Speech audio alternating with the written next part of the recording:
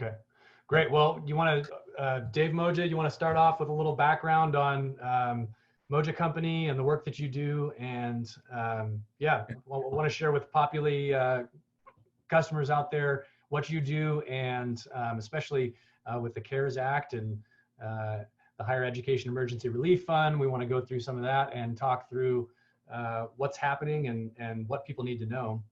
So tell us a little bit about yourself. Appreciate it, Isaac, and thanks for letting me come on. Like I said, I think over 88% of our clients use Populi, so we love you guys and continue to work together on this. I was with a big firm for a number of years. All we did was work with Christian nonprofits, and I had just been getting more and more wanting to work with kind of smaller Bible colleges and seminaries, do a lot of work with the accreditors, speak at some conferences and those kinds of things. And that's where my heart was and is. And as things kind of unfolded last year, we, in quotes, retired. Yeah. And we have been so incredibly blessed. I mean, my wife and I are doing this. We're trying to hire people, but it's kind of hard to hire people with the coronavirus thing going on and all that. Everybody says, everybody's out of work, but you can't go interview people. Zoom's fine, but it's interesting. But our heart is really for the smaller Bible colleges and seminaries, and beyond our client base, we've got a group of about 60-ish folks in what we call the BCS group that meets monthly. If anybody's interested in that, you can sign up for that on our website. And we talked a little bit about mojacompany.com. Yeah, Moja Company, MOJA company.com. I'll throw it in the video notes. Good. And we took all of our selling and all that kind of thing off for the coronavirus stuff. We've got a coronavirus resources page that's just a list, and we try to do kind of a resource of the day and keep people, at your fingertips listing. Nothing special. No, it's good. I went through and went through a bunch of the different stuff, and I learned a bunch. So it's good. Oh, it's wild. And the thing, as we said, kind of overlapping. Well, going back to this, so we've got Moja and Company, which is our consulting service, does Form 990 work and some advisory consulting. And then our audit firm is David C. Moja CPA. Just we have to work things with state societies and things. And so most of our work is doing audits and tax work and consulting, and we kind of have a one fee bundled in. We work really closely throughout the year rather than just show up for a week or two and do your audit and come throw it on your doorstep. Yeah. We love what we get to do. We're blessed, and the coronavirus thing has just gone nuts. And what we find is the people who are working with churches and missions organizations and Christian broadcasting and that kind of thing, there's a lot more there. We're really trying to bring it in for our Bible colleges and seminaries, what's appropriate for you guys. And we've been able to do it really well, but there is a kind of a caste system, if you will, or a class system that showed up a couple of weeks ago with the Higher Education Emergency Relief Funds. The interesting thing there is there are schools that, because they were participating in Title IV and did iPads for 17-18, got $500,000. Yeah. And so the first round goes out, and it's only if you participate in Title IV. Here's a bunch of money. Yeah. Well, basically there were kind of four buckets in that part. So it's CARES Act Section 18004 and Section A1, which is bifurcated, Section A2 and A3.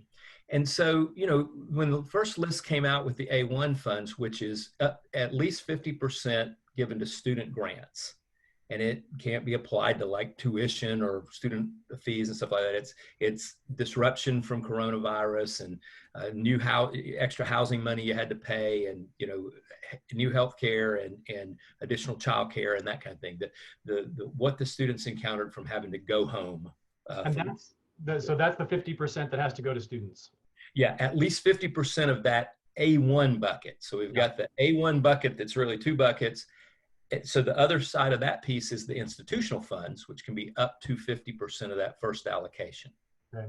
And that money that goes directly to students, they have to document that money was paid directly to students. They can't put it on a student account and say, okay, it's the students, but it's on their account and it's going to then go to cover some of their school expenses. And it really is interesting. It doesn't even appear that it necessarily can go to their account. We're working through that. I don't think it can.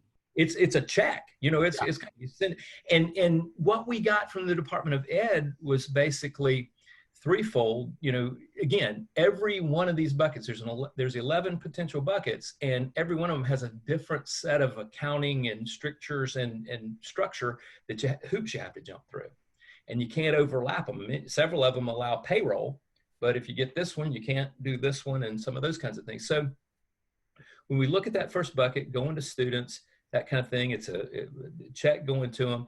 And all it really says is that we get is 5 places. It says each school has their own discretion on how they set up, how to do those funds. The reporting will be what students, what amounts went to, the criteria used to decide which students, you know, how much a student got, and then what instructions or directions that you gave to the student. So in this Roman numeral 2 piece, you got everything from people having a pretty advanced checklist that people went and checked through. And it said, you know, I've encountered no job, I lost my job, or, you know, I have extra childcare, et cetera, and use that, to people who took, in kind of Roman numeral 3, took the Department of Ed at their word. And in the original transmittal letter, they said, basically, one way to allocate it is to go look at your Pell funds, list everybody who got Pell grants, sort it highest to lowest, 6195 being the highest this year, and then allocate it based on how much Pell grants they were given. That, I mean, it's kind of simple, but that's kind of how the Department of Ed went in and did everything. So that would appear to be okay. We're telling people to have at least some type of, do you need the funds checklist, or at the very least good instructions to say, this is money that's given to you by a special allocation that we had from the Department of Ed based on the coronavirus, and you're to spend it on these things. And that would appear to meet the direction and instructions piece. I liked having the checklist in there, because if somebody came in and said, no, I didn't lose my job, no, I didn't have any childcare, those kinds of things, I think you'd either minimize, reduce, or eliminate what you gave them.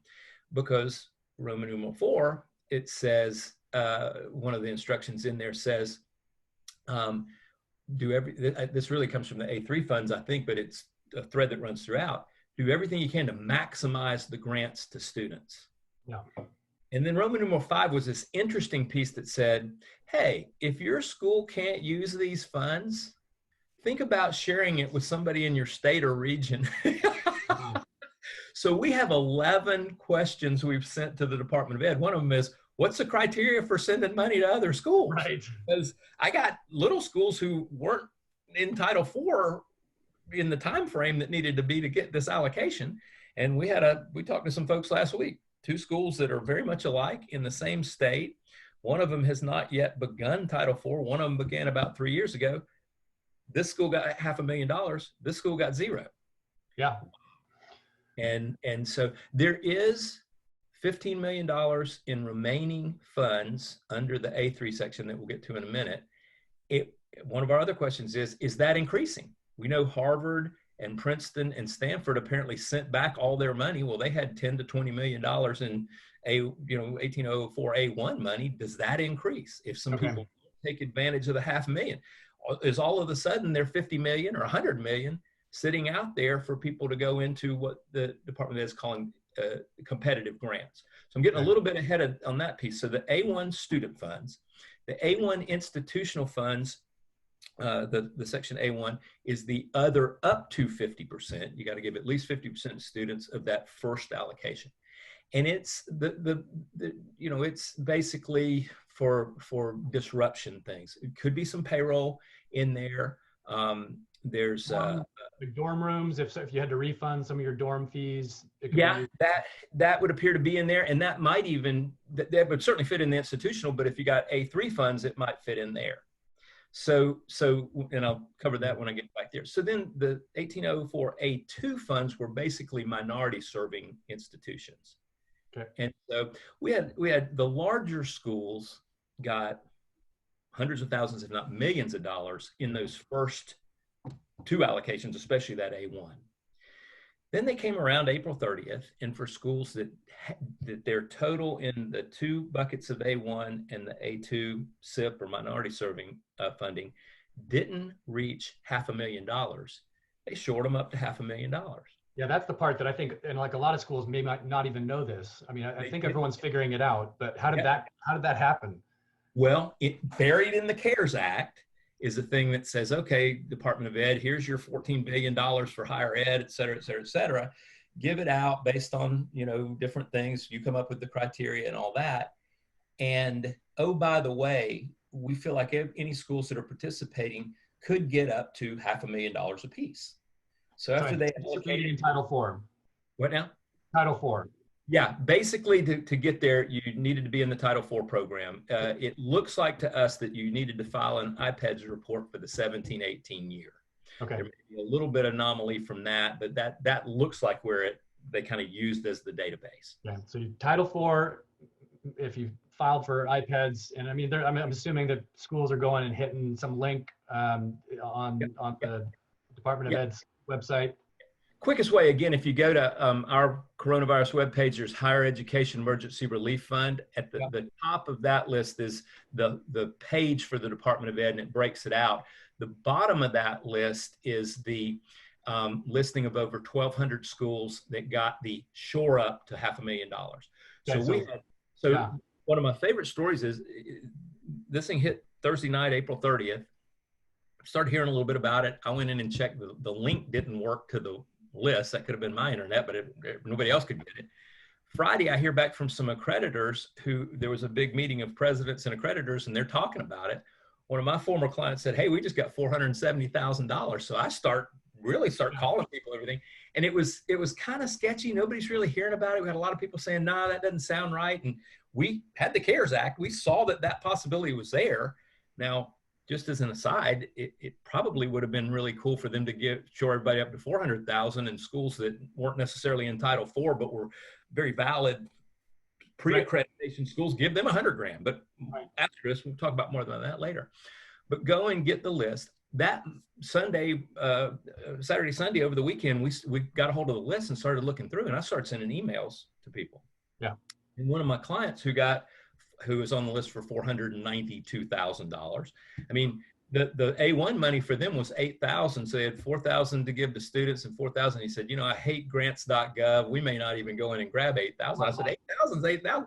Yeah. I sent him an email that said, hey, I get a voicemail that Monday morning within 10 minutes of the email. And he says, Dave, I think I got an email from you that's spam. So I don't want to respond to it, but call me back. He thinks, oh my goodness, he thinks it's like some, you got spammed and you just won $400,000 type of emails. Send us your operating account number and bank and routing number and all that. Yeah, exactly. No, I mean, I just love that. But we've been talking to schools even up till yesterday. We're talking to schools that haven't heard about this. Yeah. The issue is, and it falls on us. We work in this space with the smaller schools. A lot of accounting firms, schools, the allocations were already over $500,000. Yeah. So many of their clients weren't even on this. They'd already gotten, $1 million or so in the earlier allocations. The blessing of this is you could have a school, and again, hard to pick out the sizes, but you could have a school with, say, 500 students participating in Title IV and that kind of thing. And they may have gotten, just for the fun of it, $500,000 under the A1 program. $250,000 has to be spent for student grants. $250,000 can be spent up to $250,000 spent for the institutional piece, with pretty tight deals. In that institutional piece, it cannot be spent for facilities that have to do with athletics, sectarian instruction, or religious worship. Okay. And that's kind of throughout Department of Ed, Title IV funding. Then you have another school that's much smaller that could have gotten $10,000 in the 50-50 and $490,000 in this A3 bucket, which is much broader. Okay, that was going to be what I was going to ask. So there's a difference in there's the 50-50 if you got $10,000, $20,000 initially. pretty strict, but you're saying that when they bump you up to 500, if you go and apply and get those funds, a lot less strings attached there. Yeah, and I think that's a fair way to say it. It's lost revenue, it's payroll, and we'll put a little tick mark on payroll. It would appear that at least your president, your CEO's salary cannot be figured into that piece. But payroll, disruption, anything you spend on ramping up for online stuff, it's pretty wide open what can be. And then that big money, we like to call it for most people, the A3 money, can also be spent on student grants, but these are different than that A1 money. It would appear that these could even be used for tuition in the future, that they could be used, it's really wide open. Cost of attendance. So for example, if you got, just for the fun of it, $450,000 in that A3 bucket, it would appear that, again, lost revenue, changes to the payroll kind of thing with some limits, disruption expenses, that kind of thing, reimbursing yourself for things that you've already paid for since March 13th of 2020, all across that. But then you could use it if you had students that were saying, hey, I didn't get a job this summer because of this thing. I can't come back in the fall. Well, you got money to scholarship. And again, for many of these schools, that 400,000 plus deal was, as I heard many CEOs say, a game changer. Yeah, that's huge. So, and is there a time limit on getting those grants out there? What's that look like? So each one of these now 4 buckets, A1 has 2 buckets with the student and institutional, the SIP or the minority serving, and the A3. Each one requires you to go into grants.gov and complete a certification and agreement for each one. Okay. For the A3 funds, which for many schools is the big money, it says, and it's pretty loose, but it says you'll do everything you can to spend that money within 1 year of the time you applied, the time you did the certification. So again, we've got a long time going there. And if you're talking $400,000, just for math, if you went and also got a Paycheck Protection Program loan, which we'll talk about in just a minute, which there's a lot going on with that, and it was $100,000, it's based on 2.5 times your average monthly payroll. So the PPP, which has to be spent in 8 weeks, we'll get into in a minute, that would mean if it was $100,000, your average monthly payroll would be 40, because 2.5 is 100,000. If you take the 10 months after you've done your PPP, and that may have already run some, so it could be 11 months, $40,000 times 11 months would be $440,000 right there in payroll. Again, tweaking it a little bit and some of those kinds of things. But then you've got all these other expenses. And I think that I say that to say, I don't think it's going to be a worry for most schools in spending that money in a year. It's not like PPP where you have to send it back or you have penalties. Apparently, I certify and agree to do everything I can to spend it in that time frame.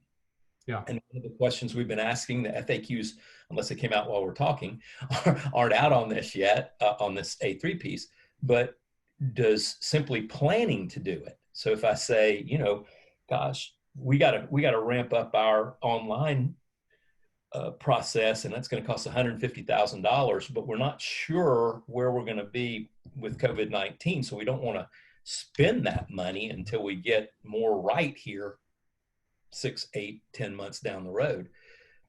Even if I get to 12 months, if I have a plan to spend it and they came in and audited me, where would that go? Okay. And so these are things that the schools need to have put together a plan for how they're going to document.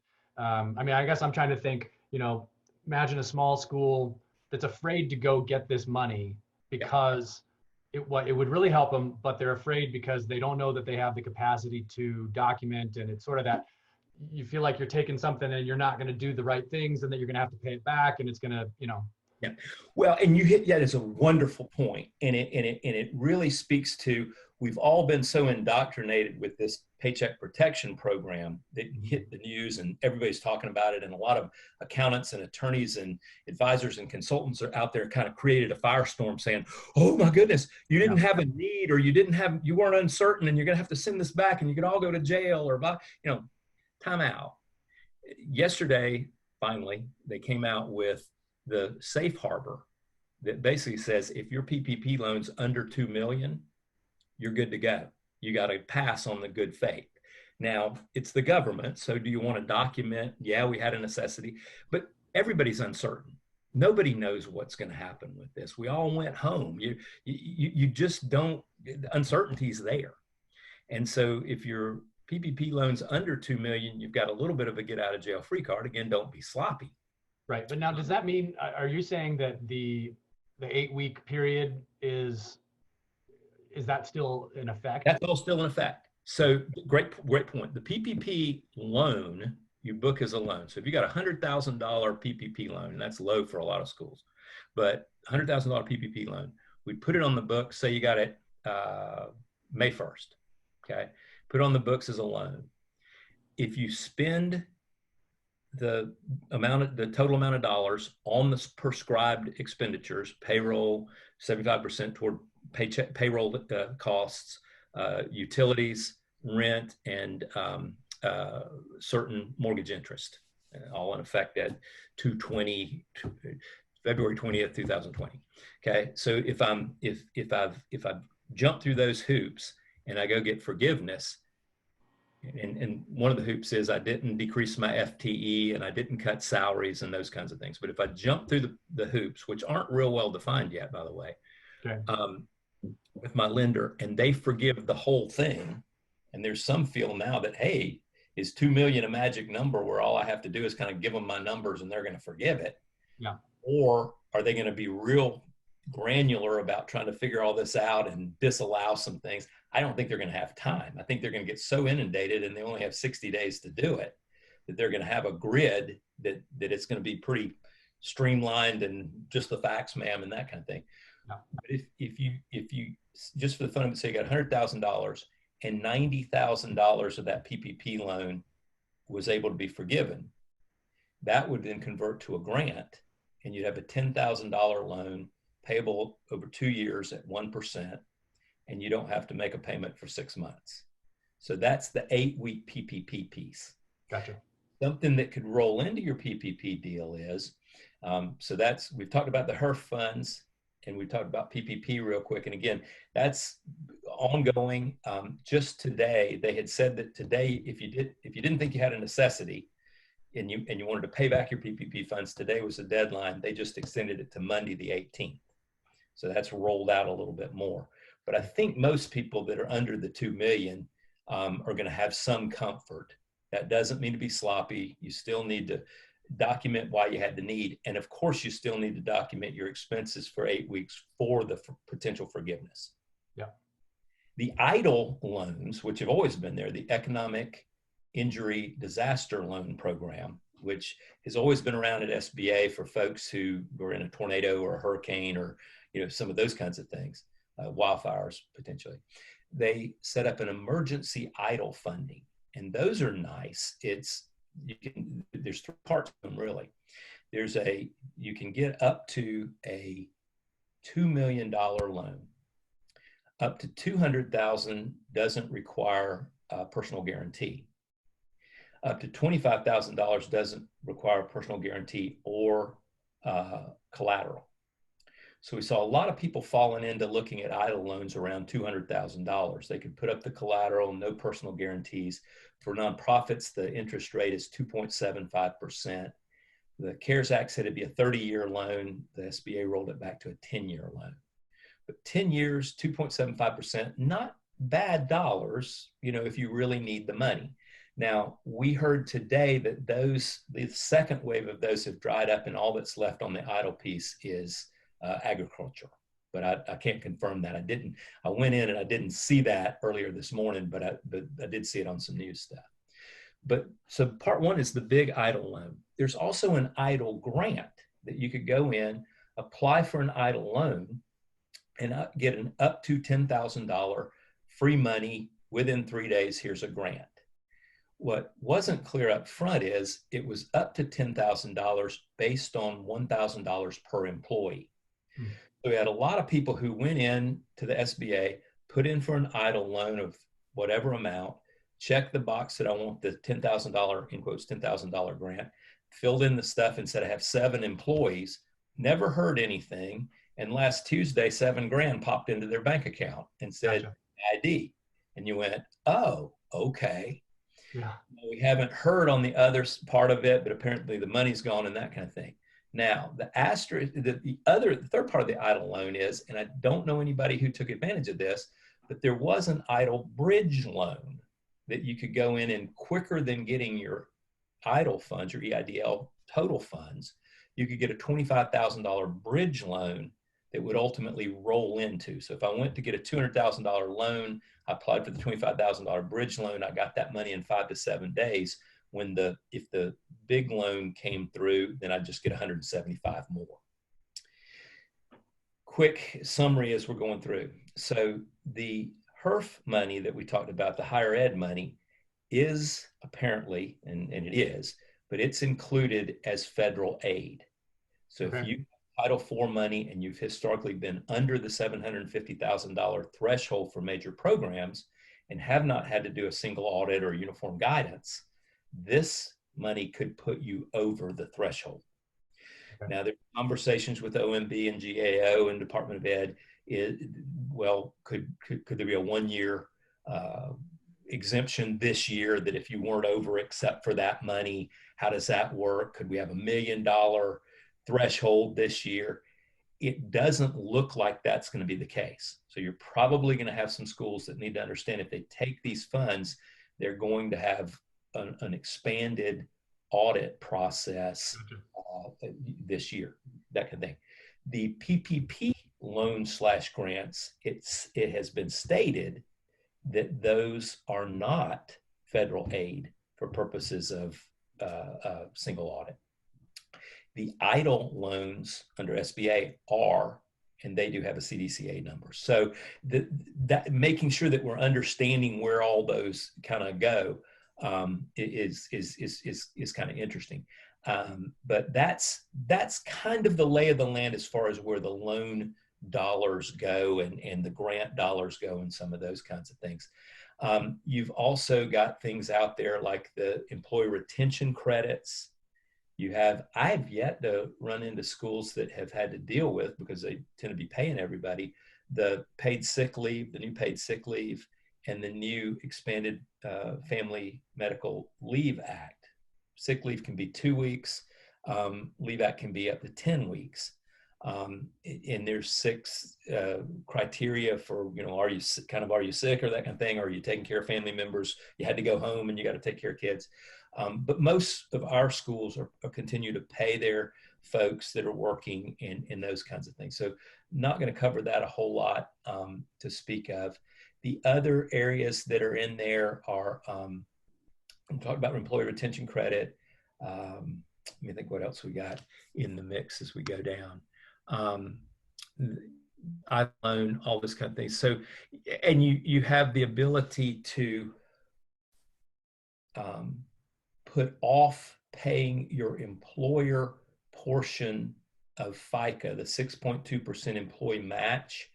For the rest of the year, you can put that off and pay it in 2 payments of 50% each at 12/31/21 and 12/31/22. Yeah. So after we look at all this stuff, now we come back and we put our feet on the ground firmly and say, wow, I got to account for this stuff. Yeah. And a couple of bullet points on that. What we're looking at right now with our clients is that if you get the PPP loan, you book it as a loan, as a payable. If it ultimately is forgiven before your year end, part of it will convert to a grant. The likelihood with most schools that have a May 31st or June 30th year end is that we're not going to know until after year end. Okay. waiting on guidance from AICPA, FASB, OMB to say, okay, can I say that it was always a grant in the first place because I was pretty sure I was going to get it, I jumped hoops, or do I have to leave it on as a loan and then a subsequent event note? How does that all work? And so we'll get guidance from them on that piece. But what we're doing is booking it as a loan as of now and seeing where it, kind of falls out. Gotcha. That will have an effect on your composite financial index with the Department of Ed, whether a grant and that kind of thing. That's one piece. The 4 buckets of the Higher Education Emergency Relief Fund all have different criteria that you need to track. And what we're generally doing for those folks is bringing it in. I've got people bringing it into separate accounts. But for our smaller schools, QuickBooks, not a really robust chart of accounts, either setting up a COVID income or HEERF income account, or many times we've got an unused income account on there, just kind of another income that we don't use. I would suggest making sure that it's not something that, that you're lumping it into a bucket. I like the idea of those up to 4 different payments being brought in from the G5 and booking them to that account, because it all in one place, one-stop shopping. But then I've got to go and do some type of accounting for each one to make sure that I'm using the money for what I said I was going to use it for. And that's going to be tricky. I mean, that's, an Excel worksheet, some Word documents, and so the big thing that we're talking to our schools about now is internal controls are out the window for a lot of people. If you're not going to the office, I mean, we talked to a school the other day and they said, we were doing some risk assessment and they've got a double glass door at their school right there at the parking lot, the administrative building. The mail was piling up. They were just sticking it in the slot and everybody could see this pile of mail. Well, that's a huge risk. I got contributions. I got notices from the IRS. I got, that kind of thing. And what we decided to do is somebody went down there, got permission with all the stuff. I think they had somebody who was essential, gathered it up. We asked the post office to hold the mail going forward. And then somebody can go to the post office periodically and get it. And then to the best of our ability, have at least the minimal amount of segregation of duties. And we're using, the AICPA puts out, if you only have 2 accounting staff, you have 3 accounting staff, if you have, 4 to 5, that kind of thing, we're making sure that you're at least meeting the criteria, because your old accounting and finance procedures probably aren't being followed with one person checks the mail and does this thing in their office and 2 people count the cash and all that. I can't get 2 people together to count cash if I'm even getting cash. So looking at that and making sure that you have at least the minimum required segregation of duties and document that, because you got a big internal control problem. And then all of the procedures that you need to put together to make sure that you're properly accounting for each of these areas of government funding are internal controls in themselves. So making sure you're aware. We're doing a lot of work with people. We're doing webcasts and that kind of thing where we're pulling out. The best place to go for the higher ed funds is that actual certification and agreement that I can't say today, and look at the stipulations in each of those 4 areas and build your reporting around that. Okay. So that's I think one of the biggest pieces right now. The Populi student payment side, how does that work when I'm sending things out, when I'm receiving payments? If I'm going to take some of those A3 funds and apply them as scholarships, how does that all work? And ultimately, we're looking through the glass darkly a little bit, especially on those A3 funds, because again, we'll go hit the button right now and see if it's come out. But I don't, as of this morning, I hadn't seen the FAQs. There was something in the background where we were sitting back saying, no, doesn't look like they're out yet. But May 15th that we were expecting to have some of those. The Department of Education is doing a great job. They have an overwhelming task with this. Yeah. It's crazy. And I mean, to get it out expeditiously, to put pretty good guidance out and that kind of thing. But the nature of it is there's always going to be a million questions that we're not necessarily getting short of. The last thing, Isaac, I'd just like to hit that I missed on my notes on the PPP is most schools that were religious affiliated organizations that have a minister's housing allowance were told by their lenders in the PPP program that they could not use housing allowance as a calculation in coming up with their average monthly payroll. However, we since learned from the PPP FAQs, number 35, I believe it is, that it can be used as part of payroll costs. Okay. So make sure people are understanding that and that your lender is understanding that you've got that ready to show them, because if you need a little bit of wiggle room or whatever to spend all your money in the 8 weeks, that can be a great opportunity. Okay. Yeah, that's helpful.